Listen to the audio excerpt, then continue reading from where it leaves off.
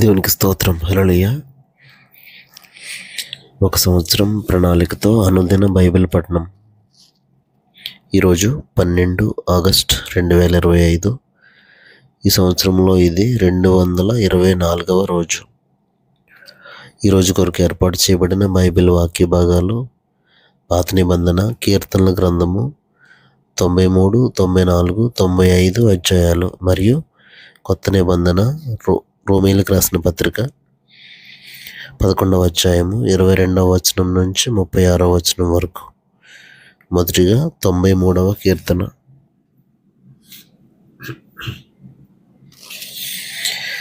యెహోవా రాజ్యం చేయుచున్నాడు, ప్రభావమును ఆయన వస్త్రముగా ధరించి ఉన్నాడు. యెహోవా బలము ధరించి బలముతో నడుము కట్టుకొని ఉన్నాడు. కదలకుండునట్లు భూలోకము స్థిరపరచబడి ఉన్నది. పురాతన కాలము నుండి నీ సింహాసనము స్థిరమాయెను, సదాకాలము ఉన్నవాడవు నీవే. వరదలు ఎలుగెత్తెను, యెహోవా వరదలు ఎలుగెత్తెను. వరదలు తమ అలలను హోరెత్తునట్లు చేయుచున్నవి. విస్తార జలముల ఘోషల కంటెను, బలమైన సముద్ర తరంగముల ఘోషల కంటెను ఆకాశమునందు యెహోవా బలిష్ఠుడు. నీ శాసనములు ఎన్నడూను తప్పిపోవు. యెహోవా ఎన్నటన్నిటికీ పరిశుద్ధతయే నీ మందిరమునకు అనుకూలము. 94వ కీర్తన.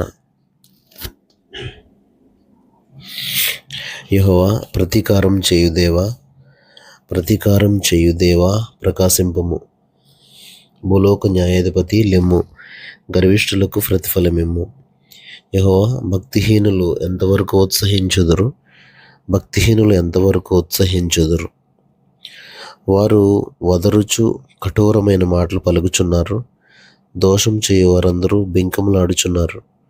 యెహోవా చూచుట లేదు, యాకోబు దేవుడు విచారించుట లేదు అనుకుని యెహోవా వారు నీ ప్రజలను నలుగుగొట్టుచున్నారు, నీ స్వాస్థ్యమును బాధించుచున్నారు. విధవరాండ్రను పరదేశులను చంపుచున్నారు, తండ్రి లేని వారిని హతం చేయుచున్నారు. జనులలో పశుప్రాయులారా, దీనిని ఆలోచించుడి. బుద్ధిహీనులారా, మీరెప్పుడు బుద్ధిమంతులవుదురు? చెవులను కలుగజేసిన వాడు వినకుండునా, కంటిని నిర్మించిన వాడు కానకుండునా?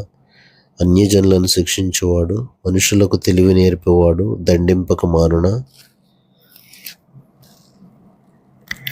నరుల ఆలోచనలు వ్యర్థములని యెహోవాకు తెలిసి ఉన్నది. యెహోవా, నీవు శిక్షించువాడు, నీ ధర్మశాస్త్రమును బట్టి నీవు బోధించువాడు ధన్యుడు. భక్తిహీనులకు గుంట త్రవ్వబడు వరకు, నీతిమంతుల కష్టదినములను పోగొట్టి వారికి నెమ్మది కలుగజేయుదువు. యెహోవా తన ప్రజలను ఎడబాయేవాడు కాడు, తన స్వాస్థ్యమును విడనాడువాడు కాడు.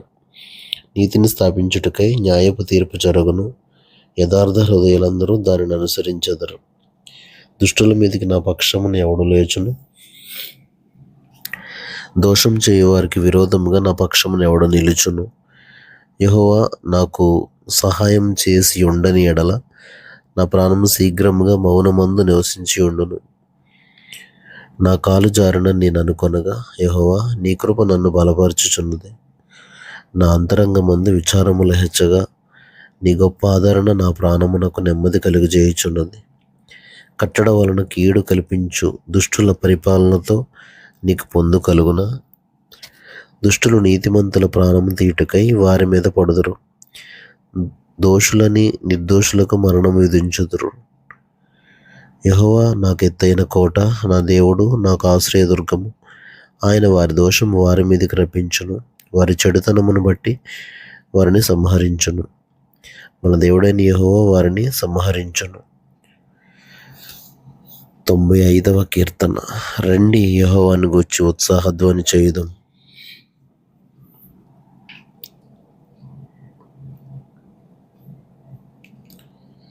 మన రక్షణ దుర్గమును బట్టి సంతోషగానం చేయుదము. కృతజ్ఞతాస్తుతులతో ఆయన సన్నిధికి వచ్చేదము. కీర్తనలు పాడుచు ఆయన పేరట సంతోషగానం చేయుదము.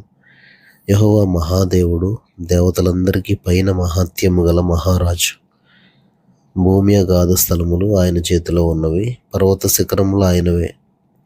సముద్రం ఆయనది, ఆయన దాన్ని కలుగజేశాను. ఆయన హస్తములు భూమిని నిర్మించెను. ఆయన మన దేవుడు, మనము ఆయన పాలించు ప్రజలము, ఆయన మేపు గొర్రెలము. రండి నమస్కారం చేసి సాగిలపడదాం. మనలను సృజించిన యెహోవా సన్నిధిని మోకరించుదాం. నేడు మీరు ఆయన మాట అంగీకరించిన ఎడల ఎంత మేలు. అరణ్యమందు మెరీబా యొద్ద మీరు కఠినపరుచుకున్నట్లు, మస్సా దినమందు మీరు కఠినపరుచుకున్నట్లు మీ హృదయములను కఠినపరచుకొనుకుడి. అచ్చట మీ పితరులు నన్ను పరీక్షించి శోధించి నా కార్యములు చూచిరి. 40 ఏండ్ల కాలము ఆ తరము వారి వలన నేను విసికి, వారు హృదయమున తప్పిపోవు ప్రజలు,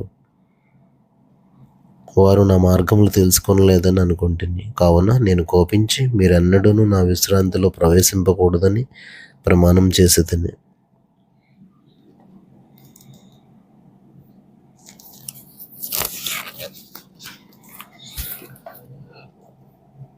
క్రొత్త నిబంధన. అపోస్తలుడైన పౌలు రోమీయులకు రాసిన పత్రిక 11వ అధ్యాయము 22వ వచనం నుంచి 36వ వచనం వరకు.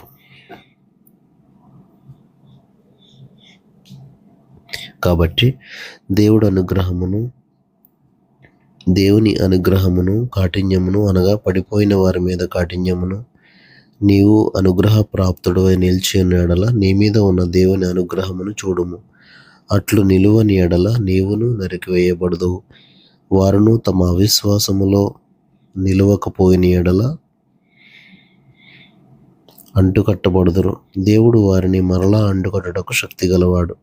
ఎట్లనగా నీవు స్వాభావికమైన అడవి ఒలీవ చెట్టు నుండి కోయబడి స్వభావ విరుద్ధముగా మంచి ఒలీవ చెట్టును అంటుకట్టబడిన ఎడల స్వాభావికమైన కొమ్మలకు వారు మరి నిశ్చయముగా తమ సొంత ఒలీవ చెట్టున అంటుకట్టబడరా? సహోదరులారా, మీ దృష్టికి మీరే బుద్ధిమంతులమని అనుకొనకుండునట్లు ఈ మర్మము మీరు తెలుసుకొనగోరుచున్నాను. అదేమనగా అన్యజనుల ప్రవేశము సంపూర్ణమగు వరకు ఇజ్రాయేలునకు కఠిన మనస్సు కొంత మట్టుకు కలిగెను. వారు ప్రవేశించినప్పుడు విమోచకుడు సియోనులో నుండి వచ్చి యాకోబులో నుండి భక్తిహీనతను తొలగించును. నేను వారి పాపములను పరిహరించినప్పుడు నా వలన వారికి కలుగు నిబంధన ఇదియే అని వ్రాయబడినట్టు ఇశ్రాయేలు జనులందరూ రక్షింపబడుదురు. సువార్త విషయమైతే వారు మిమ్మును బట్టి శత్రువులు గాని, ఏర్పాటు విషయమైతే పితరులను బట్టి ప్రియులై ఉన్నారు. ఎలయనగా దేవుడు తన కృపావరముల విషయములోను పిలుపు విషయములోను పశ్చాత్తాపపడడు. మీరు గతకాలమందు దేవునికి అవిధేయులై ఉండి ఇప్పుడు వారి అవిధేయతను బట్టి కరుణింపబడితిరి. అటువలనే మీ ఎడల చూపబడిన కరుణను బట్టి వారును ఇప్పుడు కరుణ పొందు నిమిత్తము ఇప్పుడు వారు అవిధేయులై ఉన్నారు. అందరి ఎడల కరుణ చూపవలనని దేవుడు అందరి అవిధేయతా స్థితిలో మూసివేసి బంధించి ఉన్నాడు. దేవుడు అందరినీ అవిధేయతా స్థితిలో మూసివేసి బంధించి ఉన్నాడు. ఆహా, దేవుని బుద్ధి జ్ఞానముల బాహుల్యం ఎంతో గంభీరము, ఆయన తీర్పులు శోధింపనెంతో అవశ్యములు. ఆయన తీర్పులు శోధింపనెంతో అసఖ్యములు, ఆయన మార్గములెంతో అగమ్యములు. ప్రభువు మనస్సును ఎరిగిన వాడెవడు? ఆయనకు ఆలోచన చెప్పిన వాడెవడు? ముందుగా ఆయనకిచ్చి ప్రతిఫలం పొందగలవాడెవడు? ఆయన మూలమునను, ఆయన ద్వారాను, ఆయన నిమిత్తమును సమస్తము కలిగి ఉన్నవి. యుగముల వరకు ఆయనకు మహిమ కలుగునుగాక. ఆమేన్. దేవుడు తన పరిశుద్ధ వాక్యమును మన వినికిడిలో దీవించునుగాక. ఆమేన్.